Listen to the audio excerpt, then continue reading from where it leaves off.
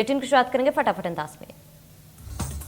बुधवार को शुरू होने वाला 12 से 14 वर्ष के बच्चों का वैक्सीनेशन टला। अब 23 मार्च से लगेंगे टीके। होली की वजह से टला वैक्सीनेशन।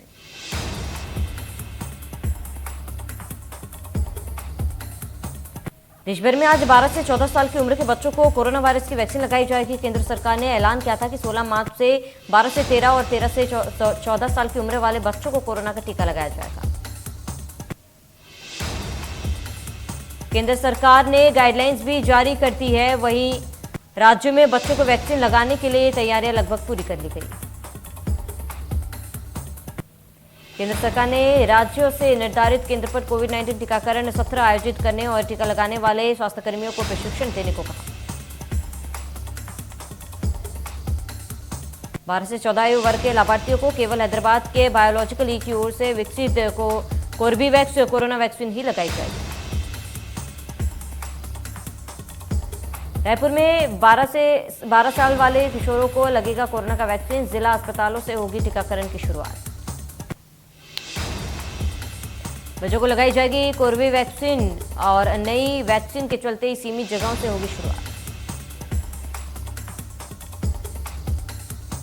द कश्मीर फाइल्स पर सियासत जारी। आज शाम 7 बजे मंत्रिमंडल के साथ कश्मीर फाइल्स देखने जाएंगे सीएम शिवराज सिंह।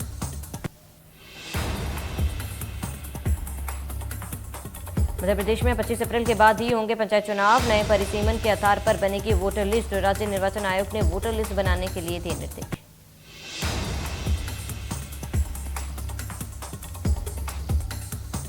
शिवराज कैबिनेट के अहम फैसले। डीए को 31% करने के प्रस्ताव को मंजूरी। राम वनगमन पथ योजना को संचालित किए जाने का फैसला।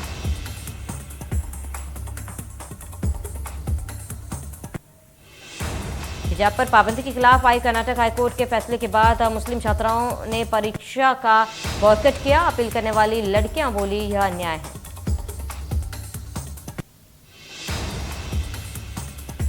यूक्रेन रूस के बीच युद्ध का 21वां दिन। दोनों देशों के हजारों सैनिकों के मारे जाने की खबर। शांति वार्ता से अब तक नहीं निकला है।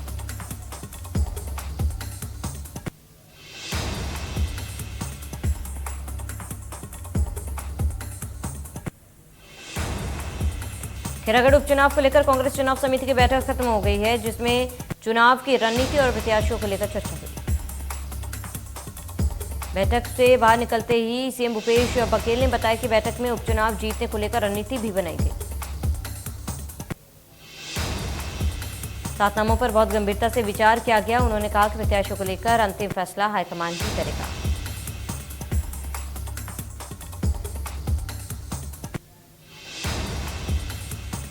छत्तीसगढ़ के गरियाबंद जिले में मंगलवार शाम ट्रैक्टर ट्रॉली के ट्रक से टकरा जाने से 5 लोगों की मौत हो गई।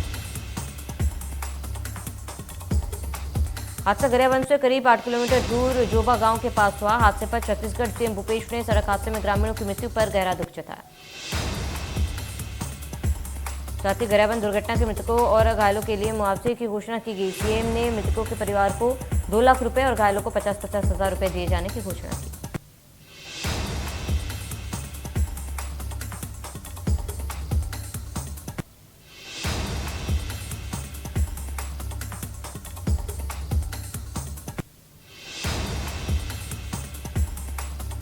पंजाब में आम आदमी पार्टी के नवनिर्वाचित भगवंत मान आज सीएम पद की शपथ लेंगे।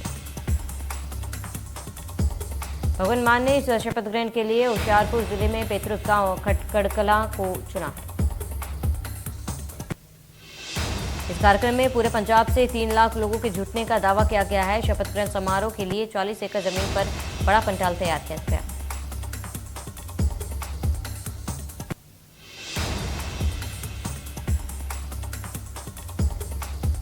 वन रैंक वन पेंशन मामले में सुप्रीम कोर्ट का फैसला आज। वन रैंक वन पेंशन नीति के खिलाफ इंडियन एक्स सर्विसमैन मूवमेंट ने याचिका दाखिल की। जस्टिस DY चंद्रचूड़ की अध्यक्षता वाली बेंच फैसला सुनाएगी। मामले पर सुनवाई पूरी करते हुए सुप्रीम कोर्ट ने पिछले महीने अपना फैसला सुरक्षित रख लिया।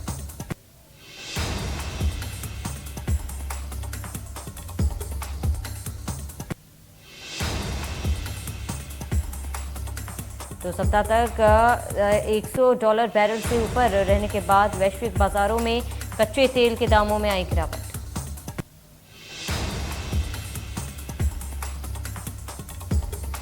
राजस्थान से मध्य प्रदेश में आ रही गर्म हवा, होशंगाबाद में पारा 40 डिग्री पार, इंदौर में तापमान 37 डिग्री पर पहुंचा।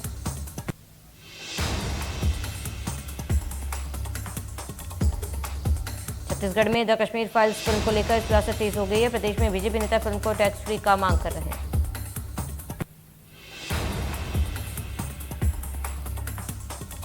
धर्मलाल कौशिक ने द कश्मीर फाइल्स फिल्म को टैक्स फ्री करने की मांग की है। बता दें कि इसके पहले पूर्व CM doctor Raman Singh, BJP अध्यक्ष विष्णुदेव साय समेत बीजेपी नेताओं ने इसे टैक्स फ्री करने की मांग की।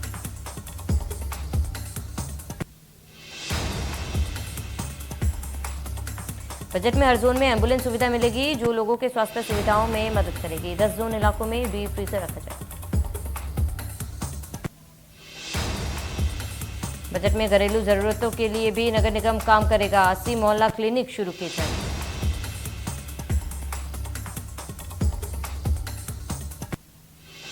छत्तीसगढ़ के दंतेवाड़ा सुकमा जिले की सीमा पर एंटी नक्सल ऑपरेशन में निकले जवानों की नक्सलियों के साथ मुठभेड़ हुई।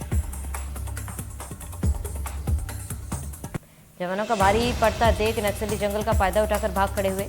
सर्चिंग करने पर 2 महिला नक्सलियों का शव मिला। मृत नक्सलियों में से एक 5 लाख रुपए की इनामी पैदारास एलओएस कमांडर और 1 लाख की इनामी ड्यूटी सुरक्षा दल को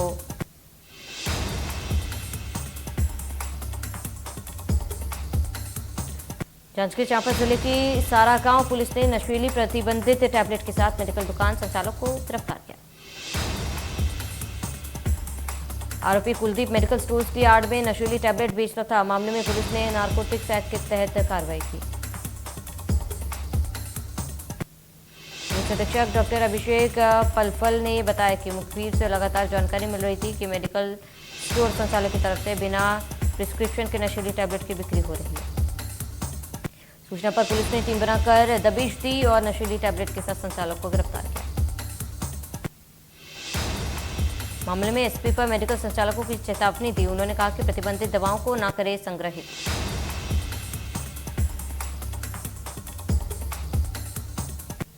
पंखाजूर इलाके में लगातार बढ़ रहे एचआईवी पॉजिटिव मरीज प्रशासन के लिए चिंता का विषय है। 2010 से अब तक 66 एचआईवी पॉजिटिव मरीजों की पुष्टि हुई।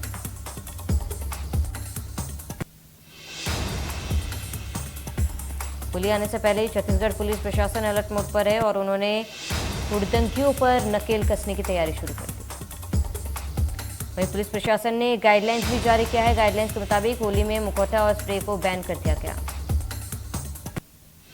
अगर कोई दुकानदार मुखौटा बेचते हुए पाया गया तो उसकी दुकान सील कर दी जाएगी। इसके अलावा पुलिस ने हुड़दंगियों पर नकेल कसने को लेकर एक नंबर जारी किया।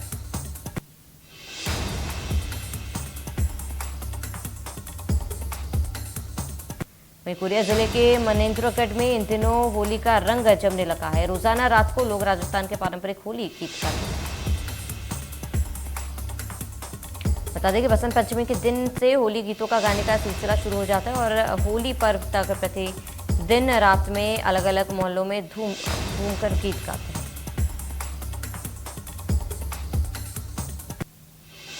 इंदौर में पिछले साल हुए सिंडिकेट ऑफिस में सनसनीखेज गोलीकांड के मुख्य आरोपी हेमू ठाकुर से पुलिस ने पिस्टल और कारतूस बरामद किए। बता दें कि वर्ष 2021 में विजयनगर स्थित सिंडिकेट ऑफिस में शराब दुकानों और हाथों के रुपयों को लेकर हेमू और अर्जुन ठाकुर के बीच विवाद हुआ था।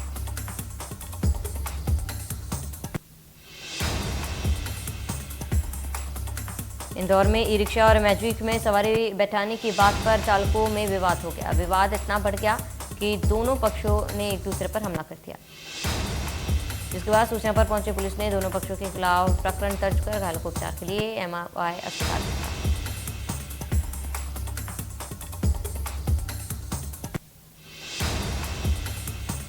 शहडोल जिले के सुप्रसिद्ध कंकाली मंदिर में एक बड़ी चोरी की वारदात सामने आई। जिला मुख्यालय से करीब 10 किलोमीटर दूर अंतरा में कलचूरी कालीन मंदिर में चोरों के कंकाली माता के आभूषणों पर हाथ साफ कर दिया। पुलिस ने बताया कि देर रात मंदिर के बाहरी गेट के साथ गर्भगृह में लगे तालों को गैस कटर से काटकर चोर अंदर घुस गए।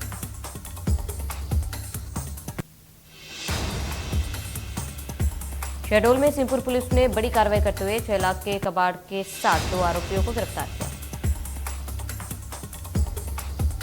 वहीं मामले में संलिप्त 2 आरोपी फरार बताए जा रहे हैं और मामले में आगे की कार्रवाई में पुलिस जुट गई है।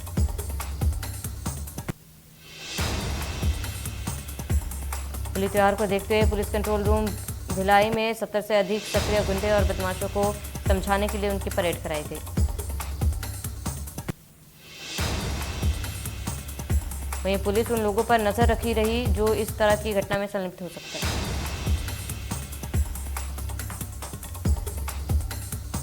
कांकेर में चलती गाड़ी में अचानक आग लगने की घटना सामने आई है। हादसे में गाड़ी सवार बाल बाल बच गए।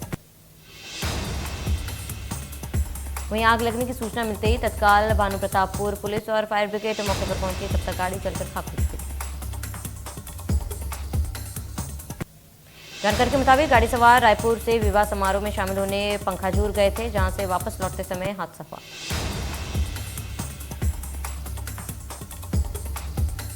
नीमच जेल में लोकायुक्त पुलिस ने जेल आरक्षक को 3000 की रिश्वत लेते गिरफ्तार किया।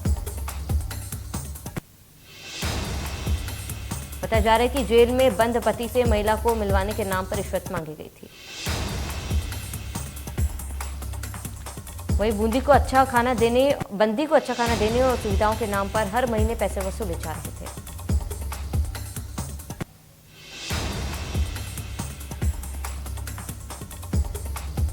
तापमान लू को लेकर मौसम विभाग ने जारी की चेतावनी। 2 दिन में 40 डिग्री के पार जा सकता है तापमान।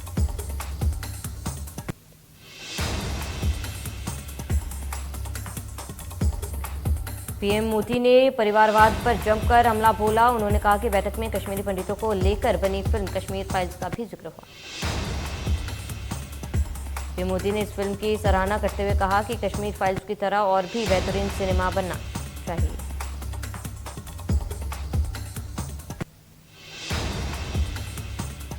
रूस और यूक्रेन के बीच युद्ध जारी है। रूस यूक्रेन के बड़े शहरों पर लगातार बमबारी कर रहा है। रूस से जारी भीषण युद्ध के बीच यूक्रेन के सशस्त्र बलों ने दावा किया है कि अब तक रूस के 13,500 सैनिक मारे जा चुके हैं। यूक्रेन के मुताबिक उसने रूस के 4 हेलीकॉप्टर, 1 विमान और 1 लड़ाकू विमान को गिराकर नष्ट कर दिया। यूक्रेन ने भी बड़ी संख्या में अपने सैनिकों को खोया है। दोनों देशों के बीच चल रही भीषण जंग का फिलहाल अंत होता हुआ नजर नहीं आ रहा। हमले की वजह से यूक्रेन के अधिकतर शहर खंडहर में तब्दील हो चुके हैं। रूस महत्वपूर्ण बुनियादी ढांचे पर मिसाइल और बम हमले कर रहा है।